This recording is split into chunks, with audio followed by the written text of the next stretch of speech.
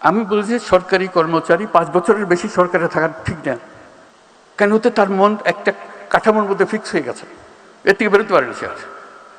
আবার নতুন লোক যারা বাইরের থেকে দেখতেছে তাদেরকে নিয়ে আসতে হবে। এটা বিশেষভাবে প্রযোজ্য এই প্রযুক্তি মন্ত্রণালয়ের মধ্যে। প্রযুক্তি মন্ত্রণালয়ে যদি এমন লোক আসে যে প্রযুক্তি সম্বন্ধে বোঝাপড়া হয়েছিল 30 বছর আগে, 30 বছরের ছাড়া দুনিয়া পাল্টে যায়, তাকে ওই যেটা দিয়েছে সেটাই তার দোষ না,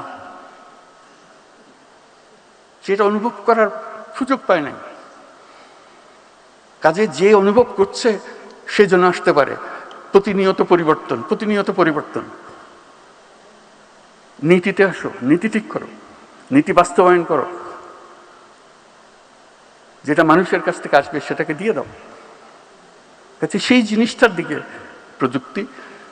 প্রযুক্তি এত দ্রুত, ওই যে বললাম মেয়ের চাইতে ছেলে মেয়ের চাইতে বাবা মা অবসলিট হয়ে যাচ্ছে, ইরেলেভেন্ট হয়েছে, দাদা দাদি আরো ইরেলেভেন্ট হয়ে যাচ্ছে।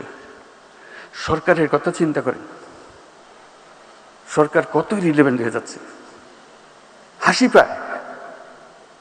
পুরনো বস্তা কাটা সে নিয়ম নীতি নিয়ে আসে, এটার উপরে সংশোধন করতে হবে। সিলভার টিপ কন্ট্যাক্টে তৈরি নিরাপদ ও নান্দনিক ক্লিক সুইচ নির্ভরতা জীবন জুড়ে। মূলটা পাল্টায় না। ওই যে ব্রিটিশ সরকার ধরিয়ে দিয়ে গেছে নীতি, ওই নীতির উপরে সব সংশোধন হইতেছে। আরে ভাই, ওটা তো মূল জিনিস গোলমাল, নতুন করে বানাতে অসুবিধাটা কি? সেই পরিবর্তনে কেউ জানে, সব ঠেকার কাজ। আমার ঠেকাটা সামলা দিতে হলো, আমার প্রমোশন হবে, আমি অন্য জায়গাতে চলে যাব। রাজনীতিবিদও তাই, আমার মেয়াদটা কাটিয়ে দিয়ে আমি আবার পুনর্নির্বাচিত হলো।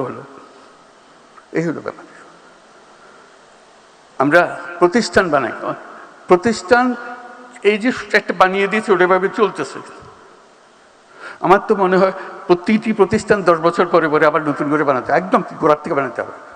কারণ এর মধ্যে পৃথিবী পাল্টে গেছে, নিয়মকানুন পাল্টে গেছে, তার লক্ষ্য পাল্টে গেছে, এবং সে ওখানে স্থির হয়ে বসে আছে। তো এই পরিবর্তনগুলো আসতে হবে, এটি হলো আমার মোদ্দা কথা।